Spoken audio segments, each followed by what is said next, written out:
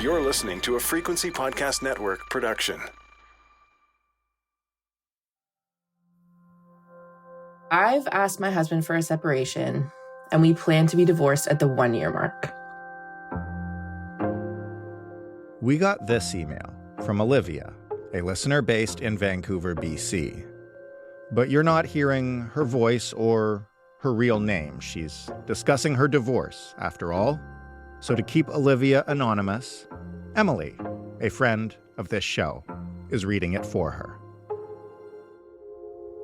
It's really hard to date and create a new life when you're still living your old life, but it feels impossible to think about living in separate homes. Olivia and her soon-to-be ex-husband have been together for more than 15 years. They've been married for more than a decade. We have a house with over $700,000 left on the mortgage, and we don't think selling in this market would be a good idea, since it would be more expensive for us to buy separate places. Even if we did, it's very hard to qualify for a mortgage right now. We know we can get more for our house if we sell at a better time. While things have been amicable during the process, reconfiguring their living situation just feels impossible. Renting a second place in our neighborhood would also be expensive. The stuff I've seen is around $2,000 to $4,000 a month, but we need to stay in the area for our daughter's school and activities. We both make 6-figure salaries, but we don't see how we can make this work. So, Olivia wants to know, what are people doing these days when they want a divorce but feel tied to their home financially?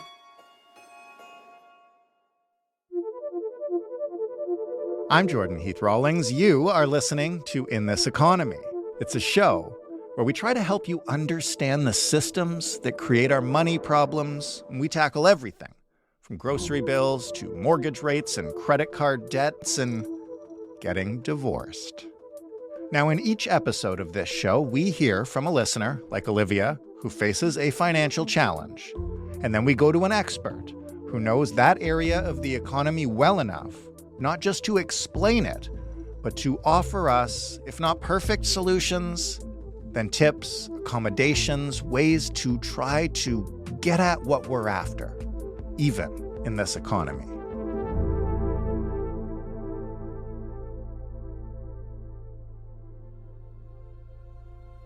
Whether you're left or leaving, or you're both throwing in the towel together, separating from someone who you've spent years entwined with, meshing together friends and family and finances, can be emotionally and mentally distressing. That's especially true if kids are involved, and that's before we even talk about money. The cost of a divorce in this country, as you might imagine, can range wildly. If it's all friendly, and there's not much to split, the legal fees for an uncontested divorce can be anywhere from a few $100 to $1,000, depending on where you are. But if things get messy, and there are larger assets to figure out, and of course, if there are kids involved and there is child support and custody battles, you could be paying anywhere from a few $1,000s at the low end to tens of thousands of dollars or more. And that's especially true if you can't work things out in mediation and the whole thing ends up in court. And keep in mind, those are just the legal fees and the negotiating fees that I'm talking about here, alongside the ever-climbing price of Canadian real estate, of buying and renting 2 places instead of 1, basically anywhere in the country. There are exes like this all across Canada in relationships that are no longer working, but with nowhere to go. But as awkward and sometimes heartbreaking as all that can be, Eva Sachs says that finding and affording alternate living arrangements is only one of the many financial challenges people face once they've decided to call it quits. Part of the work that I do, as gently as I can, is provide people with a reality check. Can you really have the same lifestyle that you had before divorcing and after divorce?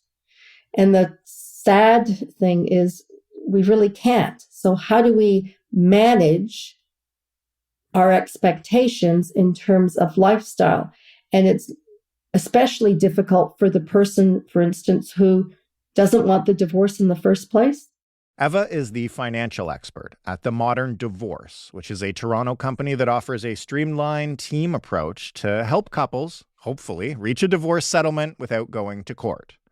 Eva is a certified financial planner, a chartered financial divorce specialist with advanced accreditation, and a certified divorce financial analyst. Eva has heard some things in her time. She deals with the financial issues in separation and divorce, and she's written about the financial burdens and lifestyle shifts that it can bring. Her book is called When Harry Left Sally: Finding Your Way Through Grey Divorce. So I think we have to separate divorce and the process of divorce from separation agreements.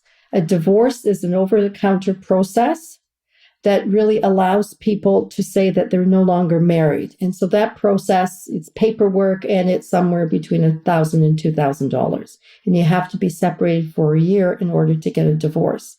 And the expensive part, or the cost, is working on a separation agreement, which is the contract that details all the nitty-gritty stuff on parenting, kids, dividing property, issues around spousal support, and all of those kinds of things.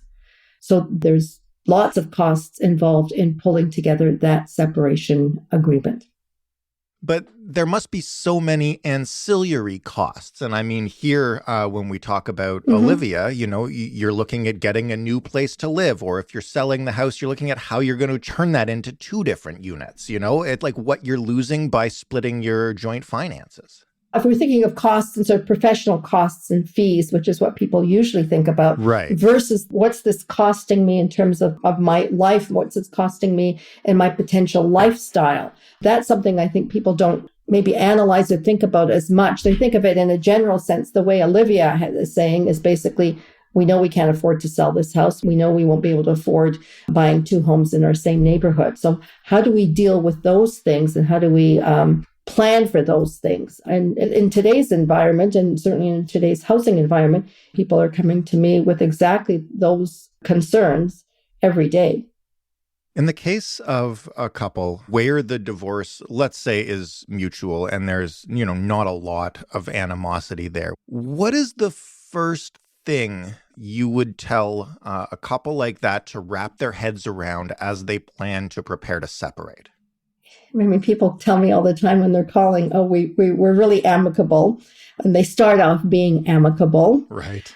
And then things change. So they usually say it turns ugly. They don't say we turn ugly. And I think the it turns ugly, it has to do with sort of the social way people look at separation and divorce, the process of divorce. I mean, in general, we think of a divorce as being litigation, adversarial to begin with, as opposed to saying, no, we're starting on neutral territory. So reminding them constantly if this is what they want to do, and they want to stay amicable as best they can. Number one, that they have to continue communicating with each other, not to listen to friends and family, even though they might think they're giving them good advice, because it's the noise from these other people that sometimes moves them in a direction that they didn't think they would end up at. I think really then understanding what they own and what they owe. It's surprising how many people don't have a good handle on that. And also analyzing their cash flow, their current cash flow. What does lifestyle really mean? What was our lifestyle costing us? And most people can't answer that question. And most people, when we do start looking at that, are surprised and shocked. Oh, I didn't know I spent so much on travel, or I didn't know, I didn't know my Rogers bill was as high as it was. I didn't know we had subscription to X, Y, and Z. And it's usually small, little things that surprises people. So getting a handle on that. Is it that stuff that can turn it ugly, to use a couple's language, when you didn't realize that your spouse was spending X on travel or subscribed to X the number of services or whatever? That could, I imagine, during that process, come as a financial surprise. Absolutely. I mean, it depends on, couples have different relationships. And one of the first things I ask people is, tell me how you pay your bills. Tell me how money comes in. So both of you are working. Yes. Okay. Where do your paychecks go? Well, my paycheck goes into my bank account. His paycheck goes into his bank account. And then what happens? Well, then we put some money into a joint account. And what gets spent out of that account? Well, mortgage, utilities, taxes, etc. And what happens with the rest of that money? Well, we have some kind of system, and it's over time, if they've been married for any period of time, they somehow have created a system of they sort of intuitively know what things they are spending on, what things make sense for them and what they think is reasonable. And I think because they're making assumptions there because they don't know, they're surprised sometimes. And so the person that says, oh, yes, my spouse is a spender, and they find out when we start analyzing things that they're really not. And people have different sense of, financial priorities.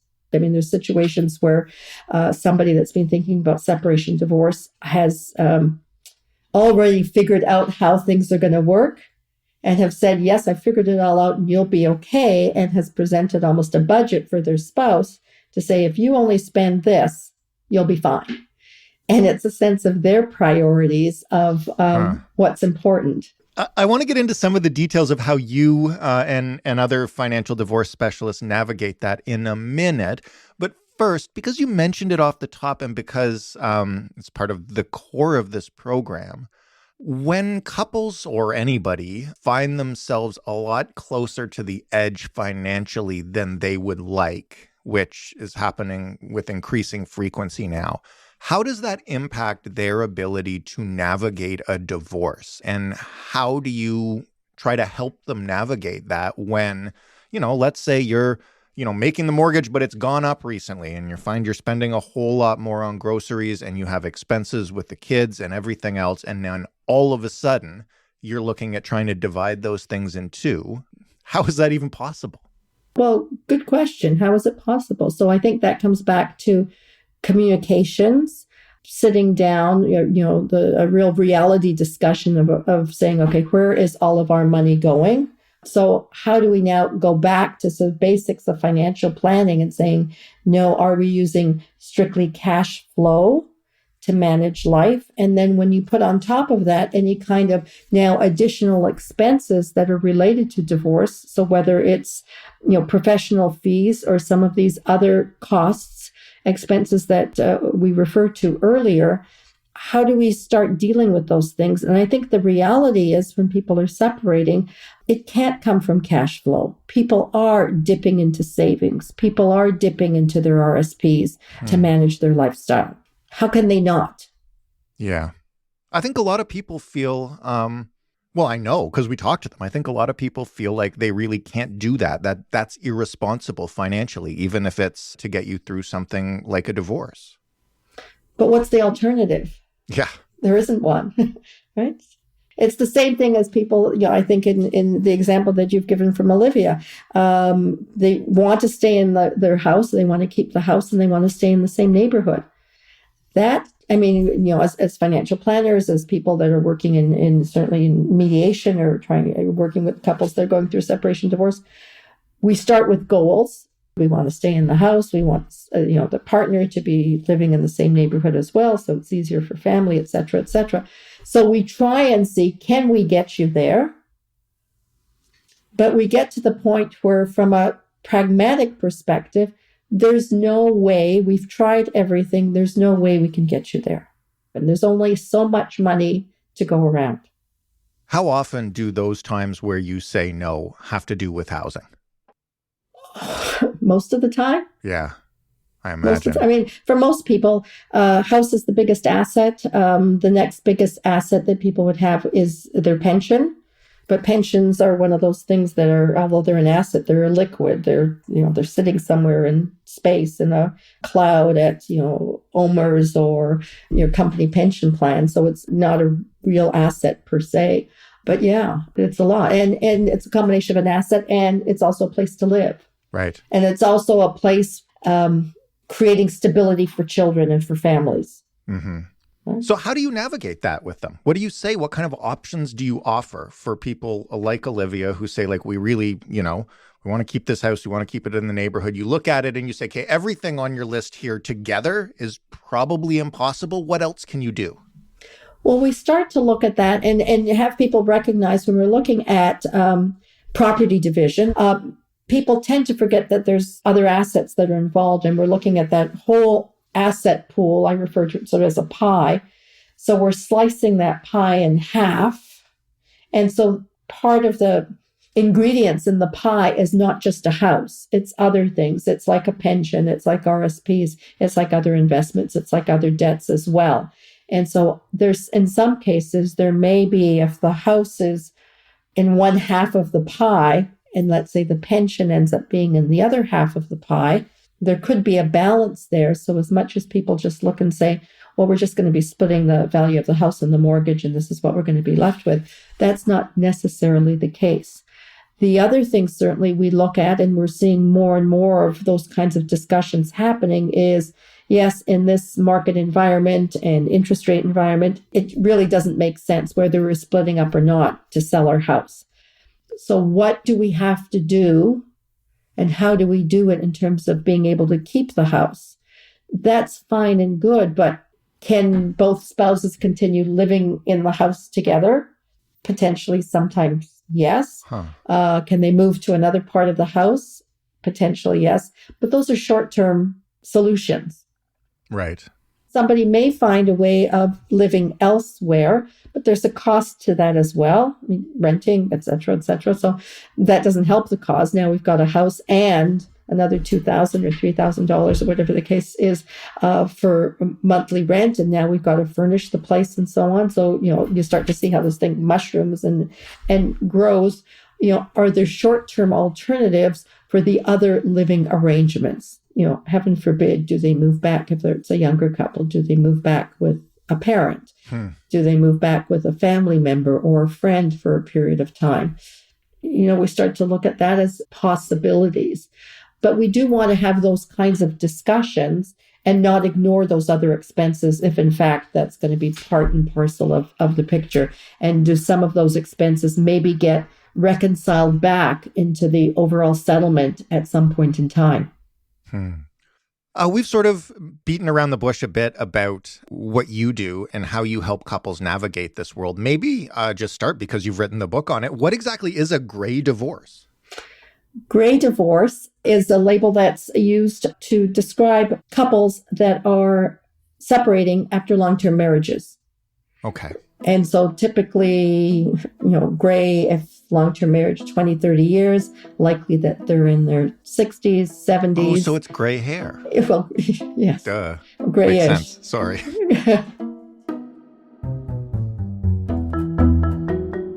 Splitting up at any stage of marriage is probably financially difficult, but you've been married 10, 20 years. I think of myself, I've been married less than 10, and we're already completely entwined financially. I have no idea. As I listen to you say these things, I have no idea how I would ever do it. Hopefully it will never come to that. But it seems so daunting. I can't even imagine after a quarter century of marriage. How tangled up is everything, and what precisely, maybe you could just walk us through it a bit. What precisely is your role in untangling all that? If we're talking about gray divorce, so we always refer to this as, people in that situation really have more financial concerns than they do legal concerns. I mean, their big question is, if we do separate, will I be able to retire when I was planning to? What's going to happen to my pension plan? Will we still be able to hold on to the cottage because that's the family gathering place? They're less concerned maybe about their actual matrimonial home. They maybe were thinking of downsizing anyways. So this, is a different discussion of now downsizing is going to be looking a little bit differently. So we focus on those kinds of things more so than we would with a younger couple.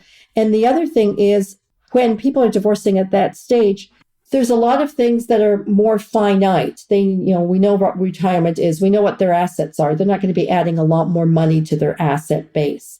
They pretty much know what their pension payment is going to be if they have a pension plan. So when we start doing forecasting for them, it's much more exact. So we can do much more planning for them than we would for a younger couple, where there's so many variables and unknowns and assumptions that we have to make that may not be as accurate.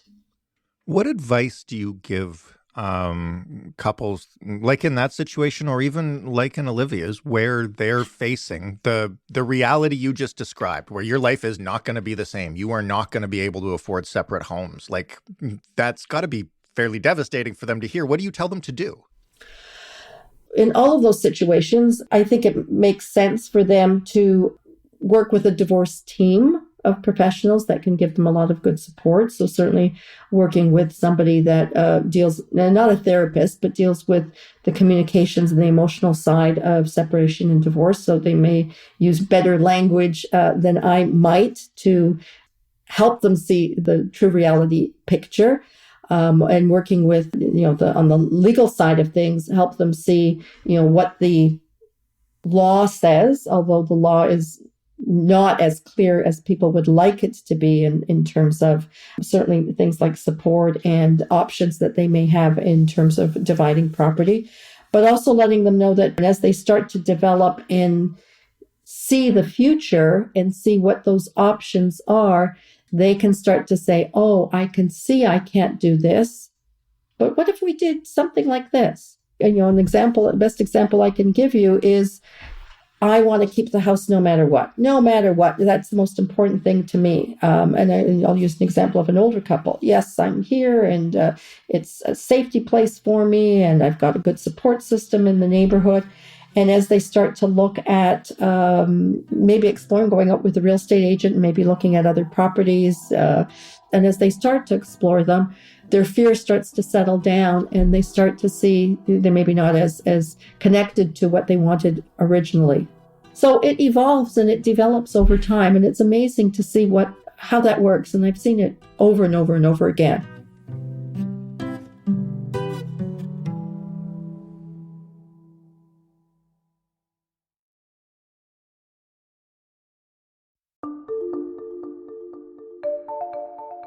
In terms of housing in particular, what can a couple do about the simple loss of, I'm not just talking about the financial assets here, but the loss of shared buying power? Because it's one thing to be able to sell the home and you each take your cut of the equity and you can use that for whatever else, but you can no longer combine your incomes to qualify for a mortgage. So I imagine that must put most people, like Olivia and her partner, out of the running in this economy for buying a new home. Like, how do you navigate that?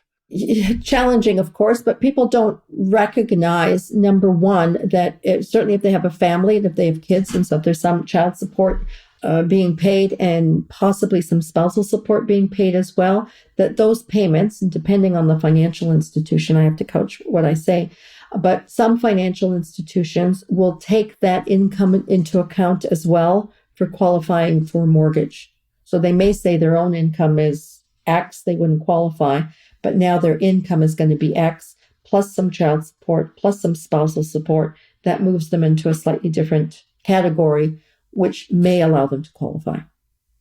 Have you ever had couples who start this process, go down this road, take a look at the financial implications and especially the housing implications and say, actually, maybe we'll try therapy?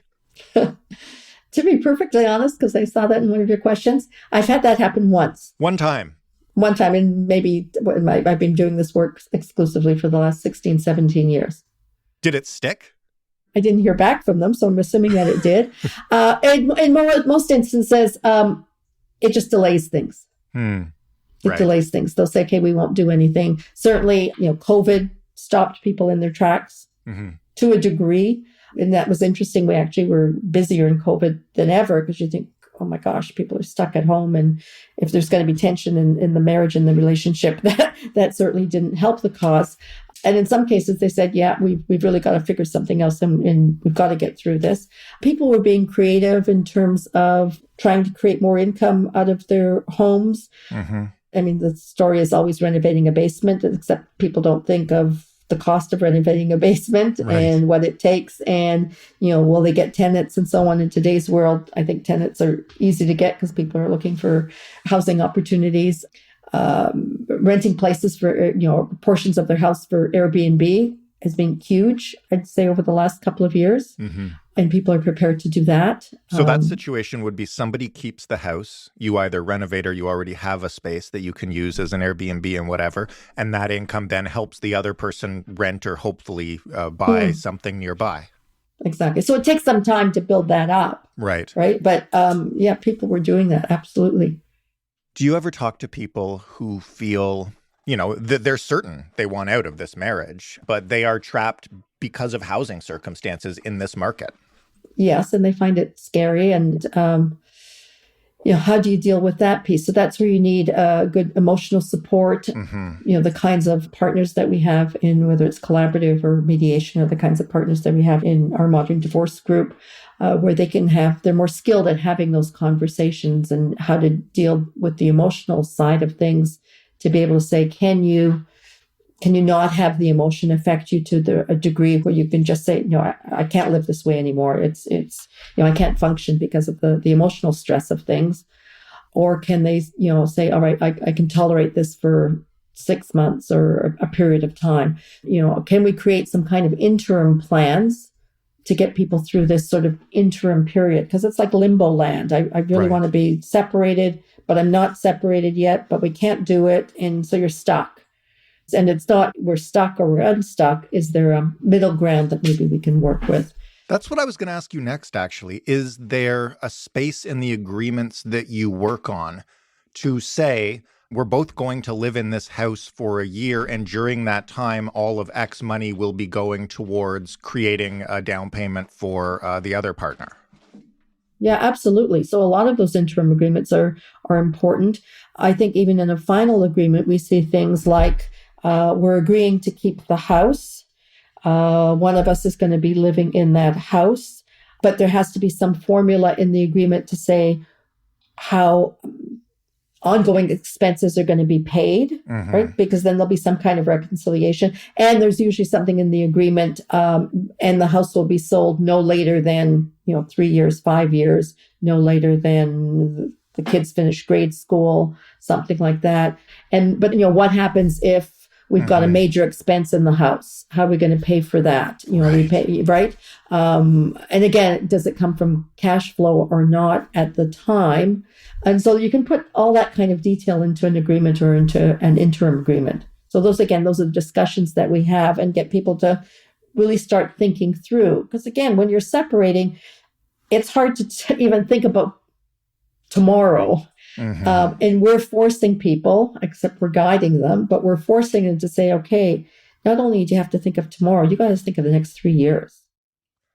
Give us a sense, because I imagine people in Olivia's situation and others right now are wondering, to go the extra step with a divorce financial specialist as opposed to just, already going to a divorce lawyer or a mediator. How much can that typically add to the process in terms of cost? And is it even necessary if you already know you're going to split your assets, or at least I guess you think you do? Number one, it's not really an additional cost, I'm going to say. Okay. How so? Okay. Mediators, and I'm going to say lawyers to a degree. So the sort of the typical way people would approach that is you go in and see a mediator, and have a discussion. Yes, we're going to work with you. And the starting point for the discussions is financial disclosure. And they give people online forms that they need to fill out. The forms are awful. Most people get very frustrated with them. They don't know how to complete them. They don't know how to get this information on board. And they get flustered and so on. So they'll go back to mediator or lawyer, or, mediators or lawyers will say, gee, I'm following up. How come you haven't got it done yet? Blah, blah, blah, blah, blah. And then it gets to the point where they say, all right, now why don't you come in and we'll get somebody in our office to help you. Right. All of that takes time, and it's an additional expense. If you're working with a lawyer may get their law clerk or somebody in their office to help with that, but they're billing that at their hourly rate. And these are people that are not really trained in financial issues. Right. So you've got people like myself, those of us that work in this field, that are trained to do that, so we can do it much more effectively, efficiently, and provide an educational piece as they're filling this information out. Why are they asking me about this? So this is money that you would have perhaps spent with your lawyer or mediator that you're not spending with them, and you're spending with us. So it's not added on. It's instead of or in parcel with. And the challenge for people always in any of these processes is, well, gee, now I've got all these professionals working for me. How do I know and recognize that I'm not doubling up on the services and I'm paying, right. I'm paying my mediator to do something and now I'm paying Eva to do something. Aren't you guys both doing the same thing? So it's very important that we are very clear on what our roles are. And you're getting somebody who's much more experienced in pulling all of this stuff together. And I imagine there's a little bit of a therapist that goes along with the territory. Always. And then, you think about it, especially for the person who maybe hasn't paid attention to family finances. Mm-hmm. I mean, there's still people in this world that I don't know how to access my online banking. Oh, boy. Okay. So you're starting from scratch. Yeah. So how do we do that? I don't know how we'd get taxes done, but I just sign on the tax form and I don't know where it goes. I wouldn't know how to get, am I supposed to keep copies of that? Oh, so educating them to say there are now, more online accesses to lots of good information that makes all of that a whole lot easier. So can I show you, can I help you figure out all these things? How do I get my house valued? Right. So we have, many, many different ways of making that process less painful with less drama. And then it's done, because one of the biggest delays in separation divorce is completion of financial disclosure. Mm-hmm. In a lot of these processes, because they're not efficient, you're not paying necessarily for what you think you're getting is, gee, I'm paying for all this legal advice. No, you're getting people paying for somebody following up on stuff that if you were organized, you could do. So I talk to people a lot about, if they can be organized themselves, right? Have all of this ready and get, online passwords, insurance information, finding out if their name is on record on things. Right. That's the sort of prep work they can do. And I mean, they should know all of that, whether they're divorcing or not. But a lot of people don't. But of course, a lot of people don't. So as, in the time of emotional stress, is it any easier to get that information? No. So we take on that role and try. And again, there's a teaching element. There's an educational element in that, right? This is how you do it. I'll do it for you. But going forward, you can be doing this. What does it look like when it works for a couple in a situation like Olivia's? So far, this has been, there's going to be a lot of challenges. There's going to be a ton of obstacles. The market is against you. Currently, interest rates are against you. Can you make it work? And surely you must have some examples of couples that are able to separate and financially flourish. We're used to hearing all the ugly divorce stories, right? The extreme divorce stories, right? Those are rare. Most separations go fairly smoothly, or the end result ends up being fairly smooth. There isn't lots of drama. The stats tell us that less than 5% of divorce cases actually end up in court. Court proceedings may start, but less than 5% actually go to trial. Right? There's a lot of discussions back and forth and lawyer negotiations and so on. But the whole excitement in sort of court and people asking all sorts of questions and stuff. So that's rare. And the average family, I'm going to say, if Olivia is probably as average as we see. We ultimately see good results. In terms of trying to think of an example, we had a situation where a family wanted to keep the house for the sake of the kids. Dad wanted to buy a house. The equalization was such that the wife, based on other assets and so on, the wife would owe her husband a certain amount of money. She didn't have the cash to pay him all of that. He didn't want to rent something and then buy something. So the whole notion of moving twice didn't appeal to him. So we made the suggestion and we looked at the option of her going to her financial institution and asking what was the maximum amount of mortgage she could get based on her income, including a bit of child support that he was going to pay her. She owed him in total, I'm going to make up numbers here, but let's say $150,000. She could only qualify for an additional $75,000. He was prepared to take that $75,000 now, because that was enough for him to make a down payment on a condo that he was buying. And they had put wording in the agreement that she would pay him the balance that she owed him and some calculations with some interest and so on. Again, in that 3 or 5 year period when the house was being sold. Worked for her, worked for him. So there's a lot of creative solutions that we can try and figure out for people.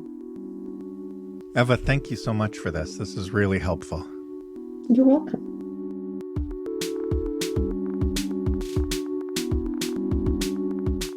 Now, if you're about to embark on this adventure, or if you just want to make sure that you're prepared for the thing none of us ever think will happen, here's what you can do. First, Eva says the biggest delay in divorce is pulling together financial disclosure. So get your money right.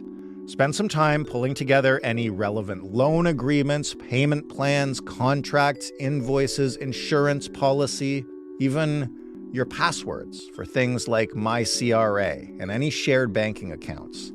Having all of this in one place will not only give you peace of mind, it will also save you time and money if you do go down this road. If you're having trouble figuring out where everything is, or even what's considered an asset beyond like a house or a pension, you might want to consider reaching out to your accountant if you have one, or maybe you do need a divorce financial expert like Eva. Second, get real about how much your current lifestyle costs you and what you'll be able to afford when it's your income alone. Do you know where your money is currently going? How do you want to use that money during this separation process? And what about after? If you don't have a great sense right now of how you spend, take some time to look over your bank statements, track your purchases for a week to figure out where your money goes, and then set some goals. You won't be able to pick everything, so what is really important for you to have in the new life you plan to build? For Olivia, that's clearly staying in her neighborhood. For you, that could be enough savings to feel secure, or a car to take off and start a new adventure. But whatever you want your life to look like after this big transition, work with a financial expert to determine how you may be able to afford to make it a reality. Lastly, I know that none of us, myself included, want to think about the possibility the person we built a life with may not be in it forever. But having an uncomfortable conversation where you consider that reality together and talk about how you would want to treat and support each other if you ever did decide to separate could save both of you some emotional and financial heartbreak. This is all really uncomfortable to talk about, but it's better to have these conversations calmly now than angry later.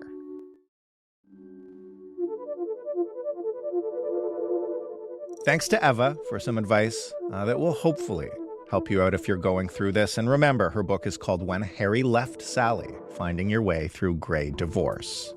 Thank you so much to Olivia for writing in and sharing the challenges that you're experiencing during this transition. Can't be easy, but I bet there's someone else listening that you've helped.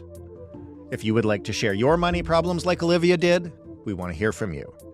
You can email us anytime. That address is hello@itepod.ca. If you'd rather talk it out, you can call us at 416-935-5935 and leave us a voicemail. Remember, though, if you'd like us to get in touch with you, we might not need your real name. We need your real phone number or your real email address. And if you want more of In This Economy, we want to keep making it for you, and we need your support. You don't have to pay us a dime, but you do have to find this show in your favorite podcast player and rate it or review it if it lets you. And if you've got a friend that has a money problem, as everybody does right now, send this show to them. Tell them maybe it can help. If we don't have an episode about something they're struggling with, tell them to call us or email us, and we'll do our best to help them out. If you're a social media person, we are on Instagram and TikTok at In This Economy Pod. I am your host and executive producer, Jordan Heath Rawlings. This episode was written and produced by Ali Graham.